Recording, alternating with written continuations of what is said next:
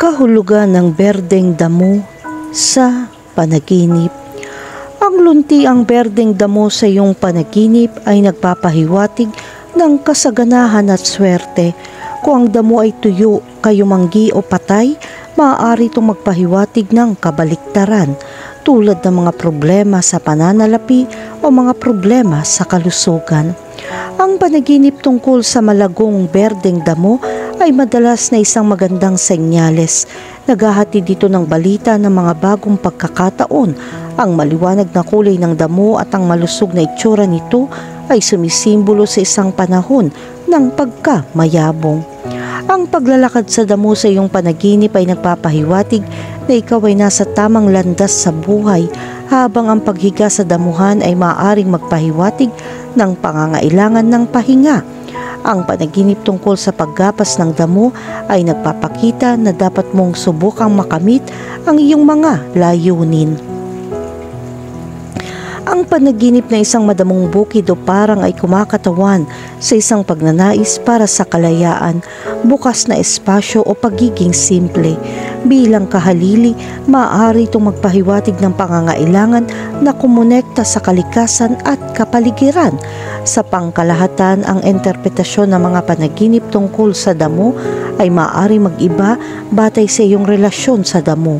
Narito ang ilang mahahalagang punto upang matulungan kang bigyang kahulugan ang kahulugan ng iyong panaginip na damo. Una, ang lunti ang damo. Ang berdeng damo sa iyong panaginip ay maaaring sumagisag sa paglaki, pagpapanibago at pagkamayabong. Ipinapakita nito na nakakaranas ka ng pagbabago at personal na pag-unlad. Pangalawa, ang tinutubuan ng damo. Kung ang damo sa iyong panaginip ay tinutubuan, ito ay maaaring sumagisag sa mga napapabayaang aspeto na nangangailangan ng pansin. Ipinahihiwatig nito na dapat mong mas pangalagaan ang iyong sarili o ang iyong relasyon. Naaalala mo ba ang isang pagkakataon na nakaramdam ka ng labis na pagkabalisa at pagpapabaya sa ilang mga lugar? Pangatlo, ang patay na damo.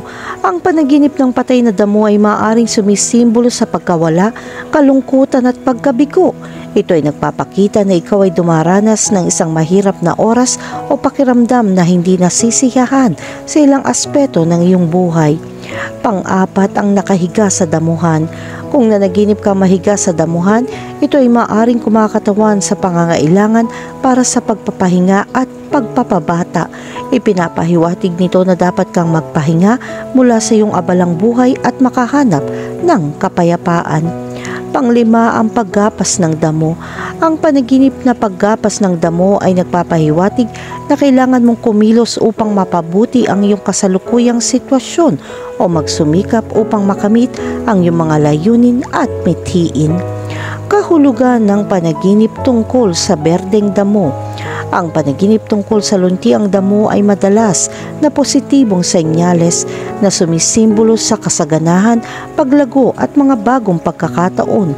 Ang maliwanag na kulay ng damo at ang malusog na itsura nito ay sumisimbolo sa isang panahon ng kasaganahan. Sinasalamin ng simbolo na ito ang iyong kasalukuyang estado ng pag-iisip kung saan nakakaramdam ka ng saligan, pagpapakain at masigla. Ang berdeng damo ay sumisimbolo sa iyong kakayahang umunlad at lumago ng personal at profesional. Samantalang ang mga panaginip tungkol sa berdeng damo ay nagpapahiwatig ng mga bagong simula. Ang isang berdeng tanawin ay kumakatawan sa paglipat kung saan handa kang tanggapin ang mga bagong posibilidad at linangin ang isang mas kasiyasiya at kapaki-pakinabang na hinaharap.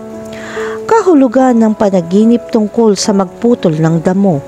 Ang panaginip ng paggapas ng damo ay sumisimbolo ng pagnanais na baguhin o linisin ang isang bagay sa iyong buhay.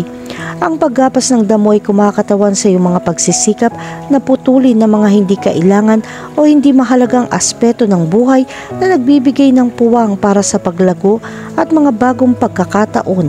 Ang panaginip na ito ay nagpapahiwatig ng isang pakiramdam ng kontrol o isang pagnanais na kontrolin ang isang sitwasyon. Ang panaginip ng damo na iyong ginapas ay may karagdagang kahulugan. Kung ito ay malago at luntian, maaari itong magpahiwatig ng panahon ng kasaganahan at kasaganahan sa iyong buhay.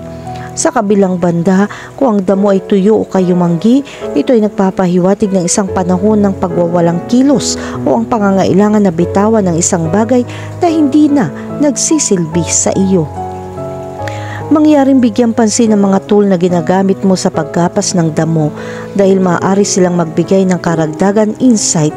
Ang isang matalas at maayos na pamutol ng damuhan ay sumisimbolo sa iyong kahusayan at kakayahang humarap sa mga hamon.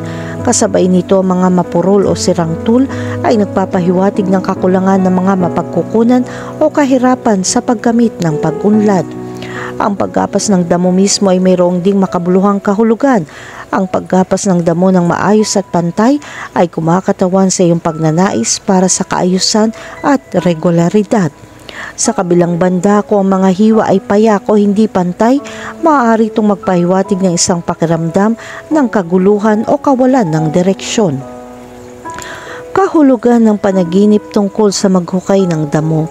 Ang panaginip ng paghuhukay o paghila ng damo ay maaaring sumisimbolo sa isang pagnanais para sa pagbabago o isang pangangailangan upang matugunan ang isang pinagbabatayan na problema. Ang paghuhukay ay kumakatawan sa iyong pagpayag na maghukay ng mas malalim at alisan ng takip ang ugat ng iyong mga alalahanin sa halip na tugunan lamang ang isyu sa ibabaw. Ang lalim at tindi ng paghuhukay sa iyong panaginip ay maaari magbigay ng karagdagang insight. Kung naghuhukay ka ng may matinding pagsisikap at determinasyon, ito ay nagpapahiwatig na matinding pagnanasa na gumawa ng mga makabuluhang pagbabago o lutasin ng mga matagal ng problema. Ang kalagayan ng damo mismo ay maaari din magkaroon ng kahulugan. Ang panaginip ay sumasalamin sa iyong pagnanais na mapanatili at linangin ang isang bagay na positibo kung ang damo ay malusog at berde. Gayunpaman, kung ang damo ay tila tuyo, kayumanggi o may sakit, ito ay sumisimbolo sa pangangailangan na tugunan ng isang pinagbabatayan na problema o bitawan ng isang bagay na hindi na nagsisilbi sa iyo. Mangyaring bigyan pansin ng mga tool na ginagamit mo sa paghuhukay. Maaari silang kumatawan sa mapagkukunan at kasanayan na mayroon ka upang gumawa ng mga kinakailangan pagbabago sa iyong buhay. Ang isang matibay na pala ay nagpapahiwatig ng iyong determinasyon at katatagan, habang ang isang sira o hindi epektibong tool ay nagpapahiwatig na kailangan mo ng higit pang mga tool o suporta upang makamit ang iyong mga layunin. Kahulugan ng panaginip tungkol sa tuyong damo. Ang panaginip tungkol sa tuyo o lantang damo ay kadalasang sumisimbolo sa kakulangan o pagod sa buhay ng isang tao. Ang tuyong damo ay kumakatawan sa isang pakiramdam ng emosyonal o espiritual na pagkatuyo, kung saan ang isang tao ay kulang sa kabuhayan o kasiyahan na kailangan niya. Bukod pa rito, ang tuyong damo sa iyong panaginip ay nagpapahiwatig ng isang bagay na hindi na nagsisilbi sa iyo o kailangan bitawan. Maaaring ito ay isang stagnant o hindi produktibong relasyon, trabaho o ugali, at ang panaginip na iyon ang iyong pangarap. Hinihikayat ka nitong gawin ang mga kinakailangang pagbabago para sa paglago at mga bagong pagkakataon. Kahulugan ng panaginip tungkol sa nasusunog na damo. Ang panaginip ng nasusunog na damo ay maaari maging isang malakas at simbolikong karanasan, kadalasang kumakatawan sa isang makabuluhang pagbabago o pagbabago sa iyong buhay. Ang nasusunog na damo ay sumisimbolo sa pagnanais na linisin o bitawan ng isang bagay na hindi na nagsisilbi sa iyo.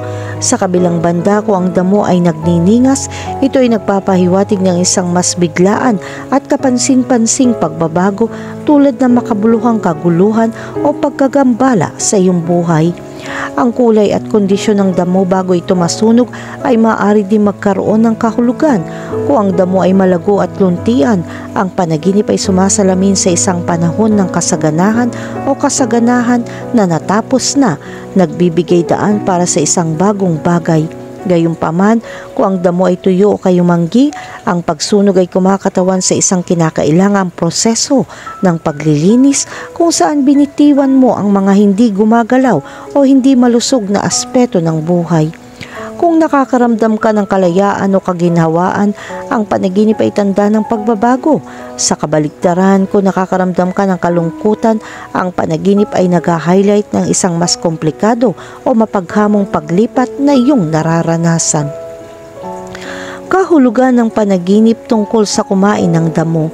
Ang panaginip na kumain ng damo ay maaaring magkaroon ng iba't ibang mga interpretasyon. Kadalasan nagpapakita ng pagnanais para sa espiritual na kabuhayan o isang pangangailangan na makipag-ugnayan muli sa kalikasan at kalikasan.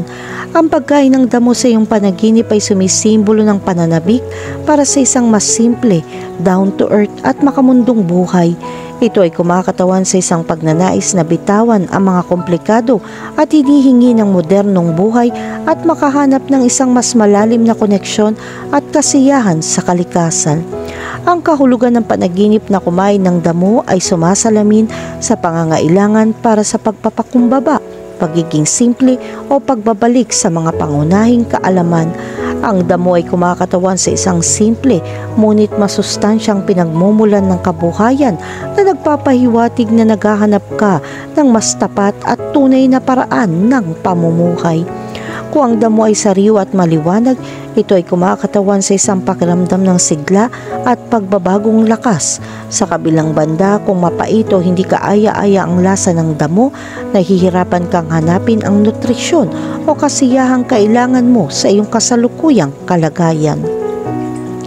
Kahulugan ng panaginip tungkol sa lantang damo. Ang panaginip tungkol sa tuyo o lantang damo ay maaaring isang paulit-ulit na simbolo na kadalasang kumakatawan sa pagkapagod. Ang kayumangging damo ay maaaring lumikha ng isang pakiramdam ng espiritual na pagkatuyo kung saan ang isang tao ay kulang sa pagkain upang umunlad araw-araw. Ang simbolo na ito ay nagpapahiwatig ng pangangailangan para sa paglago o pag-unlad sa ilang bahagi ng iyong buhay tulad ng iyong mga relasyon, karera o libangan. Pakiramdam mo ay natigil ka sa kinalalagyan at hindi makagalaw tulad ng tuyo, lantang damo na tila walang buhay at walang pag-unlad. Mahalagang pag-isipan ng mga bahagi ng iyong buhay na nagdudulot sa iyo ng ganitong pakiramdam at isaalang-alang ang mga paraan upang magdala ng mas maraming nutrisyon at paglago sa mga lugar na iyon.